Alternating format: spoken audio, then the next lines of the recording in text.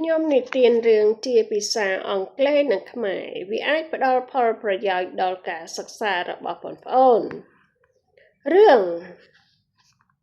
ពពែទាំងពីរ Two God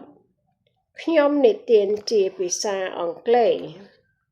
There was a God walking on a bridge across the river. Where he had been on the halfway, he meets the older God. Go back.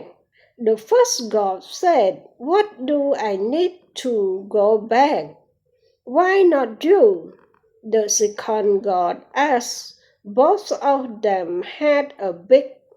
argument with each other. Depend on its power. They began fighting. They found each other until the bride nearly fell into ruin. Stop, the first God said. If we still continue, we will fall into the river and die. I have an idea, the first God continued. I will lay down on the bride and you go across me. What do you think? God, start now. The second God answered. Then the first God lay down on the bride, and the second went across him with safety.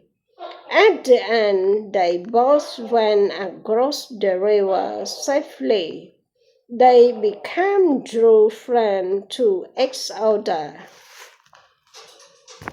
ខ្ញុំនិទានជាភាសាខ្មែររឿងពពែទាំងពីរមានសត្វពពែមួយបានដើរឆ្លងស្ទឹងដល់ពាក់កណ្ដាលស្ពានក៏បានជួបនឹងពពែមួយទៀតលើស្ពានមានផ្លូវតូចណាស់មិនអាចឲ្យសត្វទាំងពីរដើរឆ្លងកាត់បានក្នុងពេលតែមួយទេពពែទី1បាននិយាយថាឯងថយទៅក្រោយវិញទៅពពែទី2តបវិញថាហេតុអ្វីខ្ញុំត្រូវថយចុះឯងពពែទាំងពីរប្រកែកគ្នាយ៉ាងខ្លាំងដោយអាងកម្លាំងរៀងខ្លួនប្រកែកយកឈ្នះយកចាញ់ទៅវិញទៅមកបន្ទាប់មកក៏បានជល់គ្នាពពែទាំងពីរជល់គ្នានឹងរត់បំបុកគ្នាទាល់តែស្ពានជិតបាក់ឈប់ពពែទី1និយាយប្រសិនបើពួកយើងបន្តជល់គ្នាយើងទាំងពីរនឹងធ្លាក់ទៅក្នុងទន្លេលង់ទឹកស្លាប់ជាមិនខានខ្ញុំមានគំនិតមួយខ្ញុំនឹងក្រាបដេកហើយឯងដើររំលងខ្ញុំទៅយ៉ាងម៉េចដែរពពែទី2តបមកវិញថាល្អយើងធ្វើអីចឹងចុះបន្ទាប់មកពពែទី1ដេកសណ្ដូកខ្លួនលើស្ពានហើយពពែទី2ក៏ដើរពីលើវាដោយប្រុងប្រយ័ត្នទីបំផុតពួកវាអាចឆ្លងផុតទន្លេដោយសុវត្ថិភាពហើយពួកវាបានធ្វើជាមិត្តនឹងគ្នាតរៀងមកគំនិតអប់រំកុំប្រើកម្លាំងបាយដោះស្រាយបញ្ហា